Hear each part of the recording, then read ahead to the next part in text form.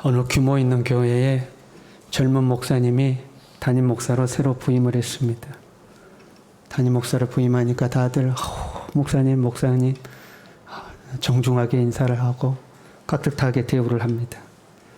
그 젊은 목사님이 마음이 얼마나 좋겠어요. 마음이 흐뭇하고 한편으로는 들뜨기도 하고 또 담임 목사로서 자부심도 생겼습니다. 얼마 지나지 않아서 교회의 중요한 문제를 결정할 것이 생겼습니다. 담임 목사로서 나름 열심히 하나님 앞에 기도하고 이렇게 하는 것이 하나님이 기뻐하신 뜻이겠구나 마음을 정했습니다. 당회를 열어놓고 논의를 하는데 당회원들 앞에서 제가 기도해 보니까 이렇게 하는 것이 하나님이 기뻐하시는 것 같습니다 하고 이야기를 했습니다. 그러면 본인 생각에는 모든 당회원들이 아멘, 목사님이 기도하시고 주님의 뜻대로 말씀하셨으니 주님의 뜻대로 되기를 원하나이다 그럴 줄 알았는데 한 장로님이 손을 들어 이야기합니다. 목사님, 그건 아닌 것 같습니다. 제 생각에는 그건 이렇게 해야 되는 것 같습니다. 다른 장로님이 또 손을 이야기합니다. 목사님, 그 옛날에 우리가 그런 문제 고민해 봤는데 그 문제는 이렇게 해야 됩니다. 여러 반대에 부딪혔습니다. 그때 그 목사님이 한편으로는 충격을 받고 한편으로는 상처를 받았다고 합니다. 아직 젊은 목사니까 경험이 부족하니까 순수한 마음에 그랬겠죠. 여러분, 지도자의 지도력이라는요, 호칭에 있지 않습니다. 목사님 해서 지도력이 있는 것이 아니죠. 지도력은 순종을 통해서 증명이 됩니다. 아무리 직분을 가졌다 할지라도 그 직분에 따른 고난을 행사했는데 사람들이 순종하지 않고 따르지 않으면 껍데기뿐인 지도력입니다. 초등학교에서 참 말썽꾸러기 아이가 하나 있어서 선생님이 생각 끝에 그 아이에게 완장을 하나 채워줬어요. 네가 오늘부터 반장이다. 아이들 조용히 시키고 수업 준비 잘 해야 된다 하고 반장을 시켰어요. 쉬는 시간에 애들이 막 떠듭니다. 그러니까 얘가 지가 반장 아니에요, 반장. 야, 조용해. 야, 다 거기 자리에 앉아. 그럼 반장이니까 애들이 말을 들을 줄 알았어요. 그런데 아무도 말을 안 들어요. 네가 뭔데 그러냐? 반장이면 다냐? 아이고, 지가 언제부터 반장이라고. 아무도 말을 안 들어요. 그러면 그 반장이라는 완장이 아무 소용이 없습니다. 호칭만 있을 뿐이죠. 여호와의 종 모세가 죽었습니다. 모세는 절대적 권위를 가진 지도자였습니다.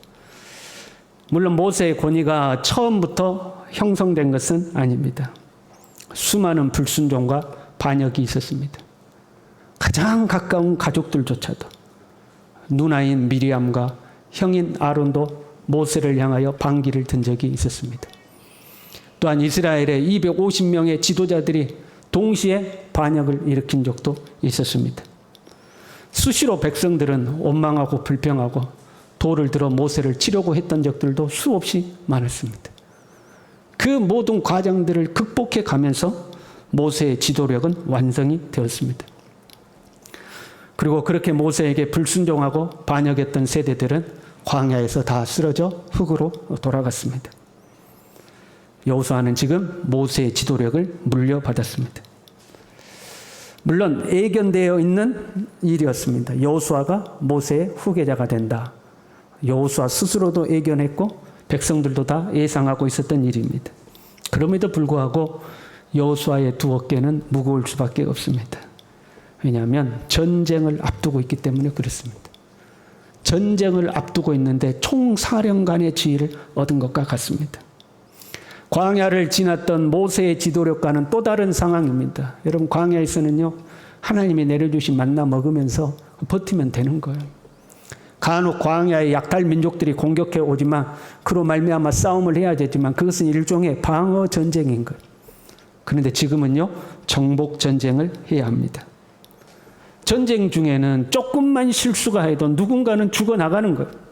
그것이 전쟁이에요. 여호수아는 불안하고 두려웠던 것 같습니다. 그러니까 하나님이 자꾸 여호수아에게 뭘 말해요? 두려워하지 말아라. 강하고 담대해라. 두려워하지 말아라. 염려하지 말아라. 강하고 담대해라. 지금 여호수아가 불안하고 두려운 거죠. 하나님이 여호수아를 따로 불러서 말씀하셨습니다. 야, 모세는 죽었지만 가나안을 주겠다는 약속은 변함이 없다. 내가 모세와 함께 했던 것처럼 내가 너와 함께 할 테니까 너는 강하고 담대해라. 강하고 담대해서 말씀을 지켜 행하라. 그래야만 네가 어디로 가든지 네가 형통할 것이다. 평탄할 것이다. 여호수아에게 말씀하셨어요. 그리고 본문은요, 여호수아가 백성들에게 처음으로 지도자가 되어서 처음으로 지도력을 행사하는 장면입니다. 10절에 이렇게 시작합니다. 이에는 무슨 말이에요? 하나님이 여호수아에게 강하고 담대하라고 말씀하시니, 그 말이에요. 강하고 담대하라고 말씀하시니 여호수아가 망설이지 않고 실행에 옮깁니다. 하나님, 조금만 좀 나 마음의 준비가 덜 됐어요. 하나님, 조금만 시간 좀 주세요. 아니, 나 모세 죽고 나 지도자 됐는데, 내가 어떡해요. 나 마음 정리가 내 아직도 심장이 콩닥콩닥 뛰어요. 하나님, 나 여기 심장 좀 진정될 때까지만 며칠만 더 시간을 주세요. 하나님, 나 조금만 더 기도해보고요. 그렇게 하지 않았어요. 기도원처럼 하나님, 저에게 뭔가 표적을 주셔야지. 모세를 처음 부를 때도 뭐 뱀이 지팡이 되고 지팡이가 뱀 되고 품 안에 넣으니까 나병이 걸고 다시 넣으니까 치료되고 뭐 이런 것들 뭐 표적 주셨잖아요. 저한테도 뭐 그런 거 주셔야지 내가 좀 해보지. 하나님, 나 어떡해요? 그렇게 하지도 않았어요. 망설임 없이 하나님의 말씀에 순종합니다. 하나님이 여호수아에게 강하고 담대하라고 말씀하신 것은 하나님의 말씀을 행하게 하기 위해서요. 1장 2절에 이렇게 되어 있죠. 내 종 모세가 죽었으니 이제 너는 이 모든 백성과 더불어 일어나 이 요단을 건너 내가 그들 곧 이스라엘 자손에게 주는 그 땅으로 가라. 그렇게 해 놓으시고 강하고 담대하라 말씀하신 거예요. 하나님의 약속하신 그 땅을 정복하러 가라는 그 말씀을 실행에 옮기기 위해서 너는 강하고 담대하라는 거죠. 여호수아는 즉시 주님의 말씀에 순종하였습니다. 백성들의 관리들에게 명령합니다. 진중에 두루 다니면서 백성들에게 양식을 준비해라. 사흘 안에 너희가 이 요단을 건너서 하나님이 너희로 하여금 차지하게 하시는 땅을 차지하게 하여서 들어갈 것이다 하고 백성들의 지도자들에게 명령을 내렸습니다.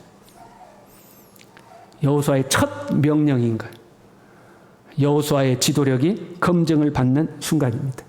사실 이 말씀은 전쟁을 선포한 말씀이거든요. 양식을 준비하라 하는 것은 전투 식량을 준비하라 하는 거예요. 차지하여 들어가겠다 하는 것은 전쟁 시작이다 그 말이에요. 자, 다들 전쟁 준비하라 하고 선포를 한 거죠. 이때에 백성의 지도자들이 나와서 기도는 해봤습니까? 응답은 확실히 받았어요? 그 응답 받은 거 확실해요? 하나님 뭐라고 하십니까? 그렇게 물어본다거나, 아니 뭔가 표적을 보여줘봐요. 이 전쟁에서 이긴다는 표적을 보여줘봐요. 그런다거나, 그러면 여호수아의 지도력에 상처가 나는 거죠. 그렇잖아요. 일부는 갑시다 하는데 일부는 우리는 반댈세, 우리는 못 가네. 저항에 부딪힌다면 여호수아는 곤란한 문제를 겪게 되는 거죠. 그러나 백성들은 여호수아를 인정하고 순종합니다. 16절에요. 당신이 우리에게 명령하신 것은 우리가 다 행할 것이요 당신이 우리를 보내시는 곳에는 우리가 가리이다. 18절에는요. 누구든지 당신의 명령을 거역하며 당신의 말씀을 순종하지 아니하는 자는 죽임을 당할 것입니다. 엄청난 충성과 순종을 지금 약속하고 있어요. 당신 말 거역하는 자는 즉결 처형입니다. 원래 전쟁 중에는 그러잖아요. 상관의 명령에 불복종하면 전쟁 중에는 즉결 처형하는 거거든요. 당신의 명령에 듣지 않는 자는 바로 죽임을 당할 것이다 하는 거죠. 그런데 지금 16절, 18절의 고백을 하는 사람을 자세히 보면요. 이스라엘 백성 전체가 하는 고백이 아니라 루벤 지파, 갓 지파, 므낫세 반 지파가 하는 고백임을 알 수가 있어요. 하나님께서 말씀에 의도적으로 이스라엘 백성 전체의 고백을 기록하기보다는 루벤 지파, 갓 지파, 므낫세 반 지파의 고백을 지금 기록해 놨어요. 그걸 통해서 여호수아의 지도력이 모세로부터 온전히 승계되었음을 보여주는 거예요. 왜냐하면요. 루벤 지파, 갓 지파, 므낫세 반 지파는 여호수아의 지도력이 승계되는 데 있어서 약한 지점이에요. 허약한 지점이에요. 모세가 살아있을 때요. 지금 요단강을 건너가면 가나안이고 요단강을 건너지 않는 요단 동편에 머물고 있거든요. 그 요단 동편을 모세가 이제 점령을 합니다. 요단 동편을 점령해요. 그런데 약속의 땅은 요단을 건너가야 되는데 이 요단 동편 쪽 땅이 너무 좋은 거예요. 이 목초지가 말 그대로 푸른 초장이 쫙 있는 거예요. 루벤 지파, 갓 지파, 므낫세 지파는 특별히 다른 지파보다 가축이 많았어요. 그러니까 그 땅이 너무 탐이 나는 거예요. 야, 여기다가 우리 이 양들 풀어놓고 기르면 기가 막히겠다. 그 땅이 너무 탐이 났어요. 그래서 모세에게 부탁합니다. 우리가 요단을 건너지 않고 이 땅에 정착하도록 허락을 해 주십시오. 그때 이 세 개의 지파가, 정확하게는 2개 반 지파죠, 내세운 조건이 있었어요. 민수기 32장에 나오는데요. 가축을 위하여 우리가 여기다가 우리간을 짓겠습니다. 우리의 자녀들을 위하여 성읍을 든든히 짓겠습니다. 그리고 나서 우리가 무장하고 우리의 어린 자녀들과 처자식들은 남겨놓고 우리 장정들은 무장하고 이스라엘이 가나안을 정복하여 정착하기까지 가장 선봉에 서서 싸우겠습니다. 그러니 허락해 주십시오 하고 부탁을 했어요. 이것으로 모세는 허락을 합니다. 그래, 내가 요단 동편에 머물고 대신 너희들은 가나안 정복의 선봉에 서야 된다고 허락을 했어요. 그런데 그 모세가 이제 죽어버린 겁니다. 모세하고 약속을 했거든요. 근데 모세가 죽어버렸어요. 사람 마음이 그렇다잖아요. 화장실 갈 때 마음, 화장실에서 나올 때 마음 다르다고 하잖아요. 여러분, 엄청 친한 친구가 있어요. 두 사람이 그냥 소위 말하는 깨복쟁이 친구예요. 어릴 때부터 그냥 한 동네에 살면서 내과에서 깨복고 같이 놀면서 자란 정말 절친한 친구예요.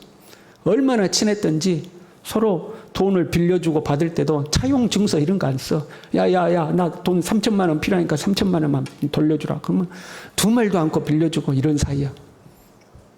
그런데 돈을 빌려줬던 친구가 어느 날 갑자기 죽어버렸네. 그 사람한테 돈 3억 내가 빌렸는데 그 친구 죽어버렸어요. 내가 돈을 빌렸다는 차용 증서도 없어요. 1번, 그럼에도 불구하고 남아있는 가족들에게 갚은다. 1번. 2번, 닦아버린다. 2번. 여러분 몇 번이요? 예? 안 닥쳐봤으니까 다 1번이래. 상당히 많은 사람들이 모른 척합니다. 그런 일들이 엄청 많아요. 아무리 친했던 친구라도 당사자가 죽어버리면요, 난 모른다. 증거 있냐? 그런 사람 정말로 많아요. 그게 사람의 완악함인 거예요. 여호수아는요, 이 세 개 지파에게 이야기합니다. 약속한 대로 선봉에 서라 명령하는 거죠. 14절에요. 너희 모든 용사들은 무장하고 너희 형제보다 앞서 건너가서 그들을 도우라. 목숨을 걸어야 하는 일이요. 선봉에 서서 싸워야 되는 일이요. 자칫 잘못하면 목숨을 잃을 수도 있습니다. 다시는 가족들 보러 가지 못할 수도 있어요. 하루 이틀 전쟁 끝나는 거 아니에요. 10여 년 걸려요, 앞으로. 그 내내 선봉에서 싸워야 하는 거예요. 대중에 이렇게 말할 수 있지도 않겠어요? 아니, 그 약속한 지가 언젠데 인제 와서 그 약속을 다시 꺼내요. 내가 모세하고 계약했지 당신하고 했어? 모세 죽었으니까 이미 끝난 거예요. 난 몰라요. 여러분, 오리발 내밀 수 있지도 않겠어요? 돈 몇 천만 원 내놓으라는 게 아니라니까요. 목숨 걸고 전쟁터에 앞장서서 나가야 되는 일이라니까요. 아우, 이미 그 계약 무효요. 계약 당사자인 모세가 죽어버렸는데 난 모르는 일이요. 그럴 수 있는 거죠. 그런데 이들은 즉시로 순종합니다. 당신이 우리에게 명령하신 것은 우리가 다 행할 것이요, 당신이 우리를 보내시는 곳은 우리가 가리이다. 우리는 범사에 모세에게 순종한 것 같이 당신에게 순종하겠습니다. 모세에 대한 순종이 여호수아에 대한 순종으로 온전히 옮겨지는 순간인 거예요. 여호수아가 이렇게 순조롭게 지도력을 갖게 된 것은 여호수아가 하나님께 순종했기 때문에 그래요. 하나님은 여호수아에게 약속했습니다. 강하고 담대해라. 좌로나 우로나 치우치지 말고 하나님의 말씀을 다 지켜 행하라. 그래야만 네가 어디로 가든지 평탄할 것이고 어디로 가든지 형통할 것이다. 약속하셨어요. 여호수아는 그 하나님의 약속의 말씀을 믿고 지금 실행에 옮겼어요. 그랬더니 하나님이 약속하시는 대로 여호수아가 순탄한 길을 맞이하게 된 거예요. 앞으로 가나안을 정복하는 데 있어서도 순탄한 거 여러분 필요해요. 중요해요. 그러나 무엇보다도 중요한 것은 자기 내부에서 순탄한 거예요. 자기 내부가 평화로운 거예요. 가끔 보면요, 사회에서는 인정받는데 집에서는 인정 못 받는 사람들이 있어요. 밖에 나가면요, 나름대로 사회적 지위 있습니다. 이루어놓은 업적도 있습니다. 어디 가면 사람들이 아이고 사장님, 부장님, 과장님, 아무개님 존중도 해주고 대우도 해줍니다. 그런데 가정에 가면 아무 권위 없는 사람이 있어요. 가족에 가면 가족들한테 인정을 못 받아. 갈수록요, 부모의 권위가 사라지는 시대입니다. 자녀들이 부모의 말을 안 들어요. 어릴 때는 그나마 들어요. 근데 중학교쯤 가면 이제 뭐 중2병이라고 있죠. 병이 도지면서 부모에게 거역하기 시작하죠. 청년이 되면 이제는 아예 부모님 말을 안 듣죠. 머리가 좀 크면 이제 부모 말을 안 들어요. 특별히 신앙적 고면은 더더군다나 안 듣는 것 같아요. 신앙생활 안 하고 있는 자녀들, 교회는 나오는데 아주 건성으로 나오는 자녀들, 거기에 대놓고 부모가 신앙 권면을 해도 말을 안 들어요. 부모의 지도력이 상실된 거죠. 부모의 말을 듣지 않는 시대입니다. 남편과 아내의 관계도 가만 보면 그래요. 하나님은 남편들에게 아내를 자기 목숨보다도 더 사랑하라고 명령하셨습니다. 아내들에게는 남편에게 복종하라고 명령하셨습니다. 그런데 요즘 가만 보면요, 여러분들 말고 아주 젊은 세대를 보면요, 남자는요, 아내를 목숨보다도 사랑해야 하고 또한 아내에게 복종도 해야 합니다. 요즘 세대가 그래요. 남자들이 죽도록 아내 사랑하고 또 아내 말이라면 다 들어줘야 되고 그런 시대가 된 거죠. 남편의 지도력이 상실되는 시대입니다. 사실 이런 말씀 자체가 이 시대하고는 안 맞아요. 이 시대를 거스르는 말씀이죠. 우리의 삶의 질서가 무너지고 권위가 사라지며 사람들이 자기중심적으로 변해가는 것은 두려운 현상입니다. 사사시대와 같은 거거든요. 자기 소견에 옳은 대로 하는 시대가 이제 된 거죠. 우리의 삶에 가장 먼저 가정에서부터 질서가 바로 서고 하나님의 통치가 실현되려면 우리부터 하나님의 말씀으로 돌아가야 하는 거예요. 여호수아가 하나님의 말씀에 순종했더니 자기 공동체 안에서 백성들이 순종했던 것처럼 우리가 하나님 앞에 순종해야 우리를 따르는 가족들, 자녀들, 우리의 이웃들이 우리의 지도력에 순종하게 된다는 거예요. 여호수아가 지금 평탄한 길을 걷게 된 것은 하나님의 말씀에 순종했기 때문인 거예요. 여호수아가 하나님의 말씀에 순종하니 백성들은 여호수아에게 순종하는 거예요. 18절이요. 누구든지 당신의 명령을 거역하며 당신의 말씀을 순종하지 아니하는 자는 죽임을 당하리니, 이렇게 돼 있어요. 우리 한글 성경은 분명하지 않는데 여기에 세 가지 명령어가 나와요. 원래는 당신의 명령이라는 표현이 있잖아요. 이거는 당신의 입, 그런 말입니다. 그리고 당신의 말씀을 순종하지 않으면, 이 당신의 말씀 원래는 당신이 시키는 당신의 말씀, 그런 표현이에요. 세 가지가 나온 거죠. 당신의 말씀, 당신의 명령, 당신이 시키는 당신의 말씀. 세 가지를 이야기해요. 당신의 입에서 나오는 그 말은 무슨 말이라도, 그것이 우리에게 하는 명령이든 나에게 뭔가를 시키는 말이든 그것은 반드시 지키겠습니다 라고 약속을 하는 거예요. 절대 순종을 약속하는 거죠. 누구의 말에 순종하겠다고요? 여호수아의 말에 순종하겠다는 거예요. 하나님의 말씀에 우리가 절대 순종하겠습니다, 이 고백이 아니고 당신이 하는 말은 우리가 절대 순종하겠습니다, 그렇게 이야기하는 거예요. 여호수아가 하나님의 말씀에 순종하니 백성들은 여호수아의 말에 순종하는 거예요. 이것을 질서라고 가는 거예요. 하나님은 여호수아에게, 여호수아는 백성들에게, 여호수아는 하나님께 순종하고 백성들은 여호수아에게 순종하고 질서가 바로 세워지는 거예요. 우리의 삶의 질서가 흐트러져요. 자꾸 무너져요. 자꾸 거역하고 반항하는 일들이 생겨요. 우리 자신부터 하나님께로 돌아가야 합니다. 우리부터 하나님의 말씀에 순종해야 합니다. 그래야 다른 이들도 우리에게 순종하게 되는 거예요. 백성들이 여호수아에게 순종하는 중요한 이유가 있습니다. 17절에 이렇게 이야기합니다. 우리는 범사에 모세에게 순종한 것 같이 당신에게 순종하려니와 오직 당신의 하나님 여호와께서 모세와 함께 계시던 것 같이 당신과 함께 계시기를 원하나이다. 당신과 함께 계시기를 원하나이다. 꼭 기원문처럼 되어 있지만 원래 의미는 당신과 함께 계십니다. 그런 표현. 우리가 당신에게 순종하는 것은 모세와 하나님이 모세와 함께 계셨던 것처럼 당신과도 하나님이 함께 계시기 때문입니다. 그런 말을.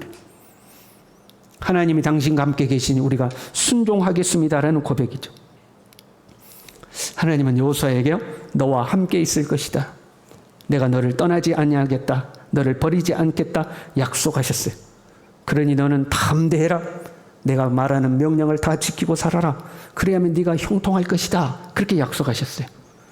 그 하나님이 약속하시는 대로 여호수아와 함께 하시니 여호수아의 앞길이 형통하기 시작한 거예요. 우리의 힘이 어디에 있는가? 하나님이 우리와 함께 하심에 우리의 힘이 있는 줄로 믿습니다. 우리 옆 사람과 인사합시다. 하나님이 당신과 함께 하십니다.